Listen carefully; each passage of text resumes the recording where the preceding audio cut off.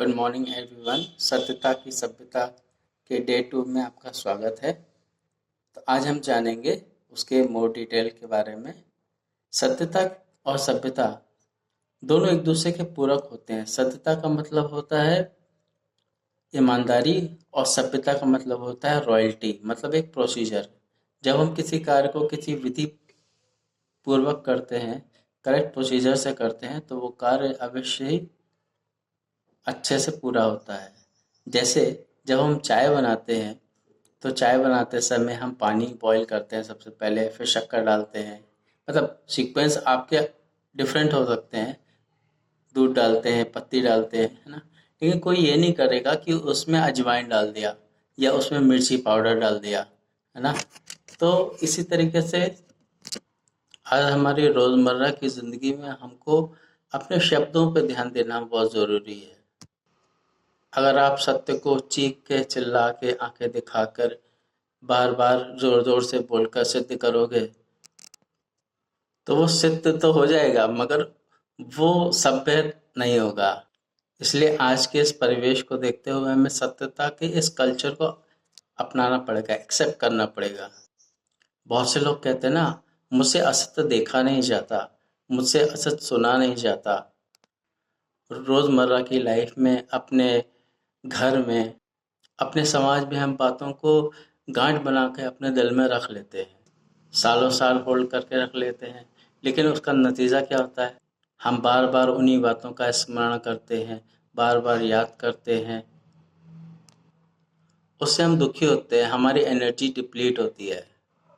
वो कहते हैं ना, हमारी मम्मी कहती थी कि ये जीवन मिला हुआ है, तो चाहो तो कांटों का जंगल बना लो और चाहो तो फूलों का बगीचा बना लो। तुम्हारे हाथों में है ना। चाहो तो खुशबू बिखेरो, वो भी दूर तक जाएगी। चाहो तो बदबू बिखेर लो, वो भी दूर तक जाएगी। लोगों को कुछ बताने की, कुछ सिद्ध करने की जरूरत ही नहीं है। इस संदर्भ में एक बात याद आती है, जैसे दिया होता है ना, उसको फूंक मार के बुझाया जा सकता है, लेकिन अगरबत्ती को फूंक मार के नहीं बुझा सकते, क्योंकि वो धीरे धीरे चलती है ना। जलने वाले तो देखो अपने आप ही जल मरेंगे, अपने आप ही जल के बुझ जाएंगे।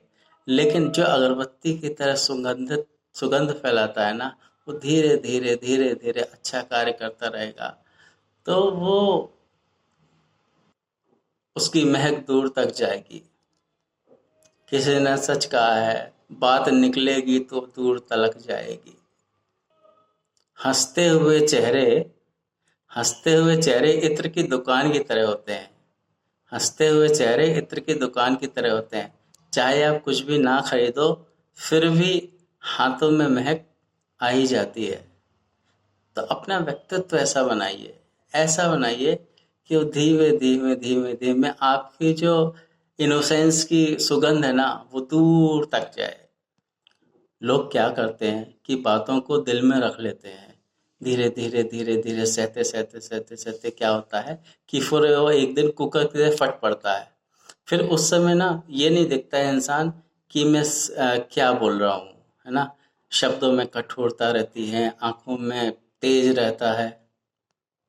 इससे आप अगले इंसान को चुप तो करा सकते हो, लेकिन किसी के दिल पर राज नहीं कर सकते, किसी का दिल नहीं जीत सकते। इसके लिए हमें सत्यता की सभ्यता, एक प्रोसीजर को सीखने की आवश्यकता है। और हम कल फिर और डिटेल में उसके बारे में जानेंगे। टिल देन अपना ध्यान रखिए। Thank you, bye bye.